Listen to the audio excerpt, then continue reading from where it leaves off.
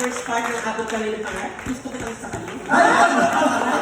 Oh, nanonood na si Miss Connie. After day. Pero nakakatuwa lang kasi si Miss Connie, pag nagpakilala tayo sa kanya, updated siya sa atin. At nakakatuwa, nakakakilig na kilala niya tayo isa-isa. It's such an honor, ma'am. Maraming salamat. First part ng Abot Kami ng Pangarap. Gusto ko lang sa kanya. Sorry, magpapas. Gawin natin yun, gawin natin. Ito na.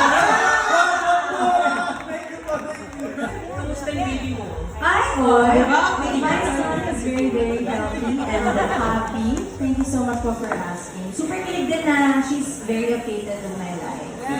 Thank you so much for checking up on us. My sons told me, especially Ellie, he was saying about my career, no? So sabi niya, Ma, you know, but I kind of ask permission if I'm gonna do a project. But ask permission, just notify them. And ang sabi niya, Ma, naku, iyak ako. We see you at your happiest when you're doing what you love, which is happy. So, and tuloy-tuloy pa rin. They're very, very supportive po sa inyo. Sana dulo ng face namin. Hanggang sa huli. Hanggang sa huli. Hanggang sa Yes. huli. Hanggang sa huli. Hanggang kaya pa. Hanggang pagkaloob ng Panginoon. There's so much to be grateful. Amen.